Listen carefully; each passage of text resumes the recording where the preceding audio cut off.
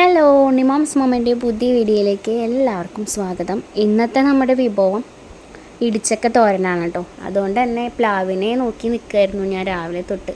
ഇതിലേത് ചക്ക ഇടണം, ഏതാണ് കറക്റ്റ് മൂപ്പ് എന്നൊക്കെ നോക്കണ്ടേ.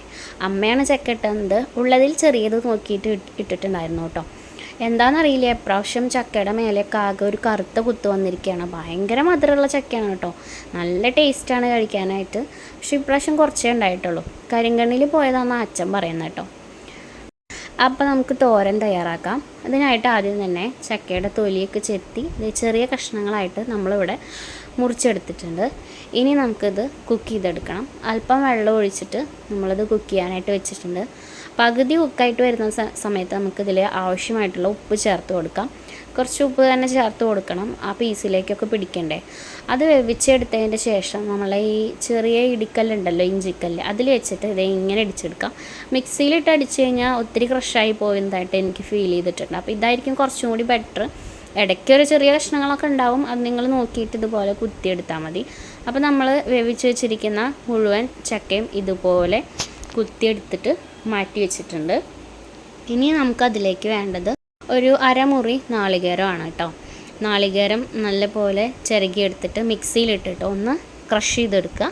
അത് നമുക്ക് ഇതിലേക്ക് ചേർത്ത് കൊടുത്തിട്ട് മിക്സ് ചെയ്തെടുക്കാം. അപ്പോൾ ഞാൻ നാളികേരം ചേർത്ത് കൊടുത്തിട്ട് കൈ വെച്ചിട്ട് തന്നെ നല്ലപോലെ തിരുമ്മി യോജിപ്പിക്കുന്നുണ്ട്. അപ്പോൾ ആ സമയത്ത് നമുക്കിതിൽ വലിയ കഷ്ണങ്ങളൊക്കെ ഉണ്ടെങ്കിൽ അതൊന്നും കൂടി ഇടിച്ചിട്ട് ചേർത്ത് കൊടുക്കാവുന്നതാണ് കേട്ടോ. ഇനി നമുക്കിതിലേക്ക് വേണ്ടത് ഒരു 4 ഇതൾ കുഞ്ഞുള്ളിയും 3 ഇതൾ വെളുത്തുള്ളിയാണ് കേട്ടോ. അത് നല്ല പോലെ മിക്സിയിൽ ഒന്ന് ക്രഷ് ചെയ്തെടുക്കുക. കൂട്ടത്തിൽ നല്ല ചില്ലി ഉണ്ടല്ലോ, മുഴുവനായിട്ടുള്ള കുത്തുമുളക് ചേർത്താലും മതി. അതല്ലെങ്കിൽ ഇതിനോട് ചേർത്തിട്ട് മിക്സിയിൽ നമുക്ക് മുഴുവൻ മുളകൊന്ന് ക്രഷ് ചെയ്തെടുക്കാം. അല്ലെങ്കിൽ നിങ്ങൾക്ക് ഉള്ളി ചതച്ച് വെളിച്ചെണ്ണയിൽ ഇട്ടതിന് ശേഷം കുത്തുമുളക് ചേർത്തിട്ട് മിക്സ് ചെയ്ത് കൊടുക്കാം. നമ്മളിത് മുഴുവൻ മുളകും 2 തരം ഉള്ളികളും ചേർത്തിട്ട് മിക്സിയിലിട്ടിട്ട് ഒന്ന് ക്രഷ് ചെയ്തെടുത്തിട്ടുള്ളതാണ്. അതിലേക്ക് കുറച്ച് വേപ്പിലയും കൂടി ചേർത്ത് കൊടുത്തിട്ട് ഇതൊന്ന് മൂപ്പിച്ചെടുക്കാം. ഒരു 2 മിനിറ്റ് ലോ ഫ്ലെയിമിൽ ഇട്ടിട്ട് ഒന്ന് മൂപ്പിച്ചെടുക്കണം. അപ്പോൾ ആ ഉള്ളിയുടെയും മുളകിൻ്റെയൊക്കെ മണം നല്ല ഫ്ലേവറായിട്ട് നമുക്ക് കിട്ടും. ഇപ്പം തന്നെ അതെടുത്ത് കഴിച്ചാലോ നമുക്ക് തോന്നും, അത്രയും ടേസ്റ്റ് ഉണ്ട്.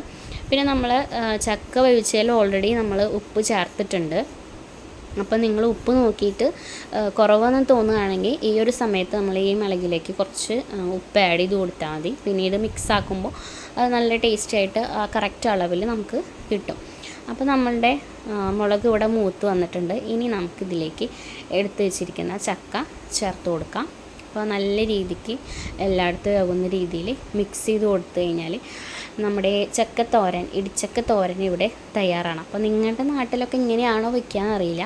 ഇങ്ങനെ അല്ലെങ്കിൽ ഒന്ന് ട്രൈ ചെയ്ത് നോക്കുക കേട്ടോ. മസ്റ്റ് ട്രൈ ആണ്. നല്ല ഡ്രൈ ആയിട്ടുള്ള ഒരു തോരനാണ് കേട്ടോ, നല്ല ടേസ്റ്റാണ്. അപ്പോൾ വൈകിട്ട് വേണമെങ്കിൽ നമുക്ക് കട്ടൻ ചായയുടെ കൂടെയൊക്കെ കഴിക്കാൻ പറ്റും. ഇപ്പോൾ നല്ല മഴയാണ്.